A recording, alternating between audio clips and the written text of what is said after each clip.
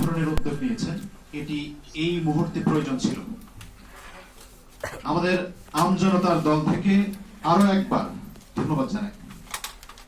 বলতে চাই, বাংলাদেশে এমন একটি মুহূর্ত আমরা পার করছি, যে মুহূর্তটা নির্ধারণ করবে ভারতের সাথে আমাদের সম্পর্কটা কি হবে।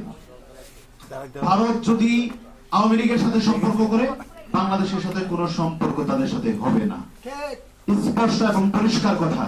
আর যদি বাংলাদেশের জনগণের সাথে সম্পর্ক করে, তাহলে ভারতের সাথে বন্ধুত্ব সুলভ এবং প্রতিবেশী সম্পর্ক হতে পারে। তবে ভারত বিগত 52 বছর যে সম্পর্কের পরিচয় দিয়ে এসেছে, সেটি কোনো বন্ধুত্বের পরিচয় না, সেটি স্রেফ শোষণ, শাসন এবং প্রভুত্বের পরিচয় দিয়েছে। আগামী বাংলাদেশে বিএনপি, আমজনতার দল, দেশ বাঁচাও মানুষ বাঁচাও আন্দোলন সহ যত রাজনৈতিক দল আছে, সকলের গণমানুষের দাবি ভারতের সাথে ন্যায্যতার ভিত্তিতে সম্পর্ক হবে। ভারত বাংলাদেশের 54 নদীর সম্পর্ক আছে, সেই প্রত্যেকটা নদীর বাঁধ ভেঙে দিতে হবে।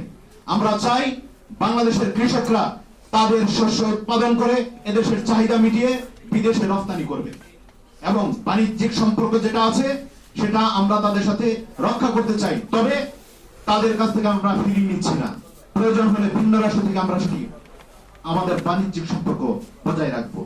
একই সাথে একটি কথা বলতে চাই, আমরা বর্তমানে উপদেষ্টা পরিষদে কিছু নাবালেগদেরকে দেখতে পাচ্ছি। স্পষ্ট কথা, নাবালেগ। এই যে ফারুকি গতকালকে প্রেস মিটিং করে বলেছে যে সে সমকামীদেরকে প্রমোট করে, তারা নাকি রাষ্ট্র পরিচালনা এবং দেশ পরিচালনার ক্ষেত্রে সহযোগিতা করছে। এই ধরনের সমকামীদেরকে উপদেষ্টা পরিষদ থেকে অপসারণ করতে হবে। আরেকটা কথা বলছি, এই ফারুকি সেই প্রেস মিটিং এ বলেছে আপনারা রাস্তায় এসে আন্দোলন করুন, আমরা দাবি মেনে নেব। তার মানে তারা ভিতর থেকে উস্কানি দিচ্ছে, এদেশকে অস্থিতিশীল করবার জন্য, হাসিনাকে আবার পুনরায় প্রতিষ্ঠিত করবার জন্য আরেকটি উস্কানি দিচ্ছে এই ফারুকিরা। এদেরকে অবিলম্বে অপসারণ করতে হবে। আমরা আরেকটি কথা বলতে চাই, ডক্টর মোহাম্মদ ইউনূস সাহেব শ্রদ্ধাভাজন একজন ব্যক্তি, যোগ্যতা সম্পন্ন একজন ব্যক্তি, তাকে অপমানিত, অপদস্থ করবার জন্য এই ফারুকিরাই যথেষ্ট।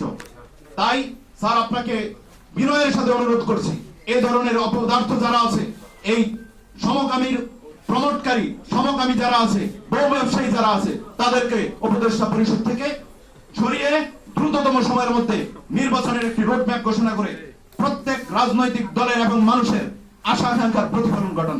ধন্যবাদ। আসসালামু আলাইকুম।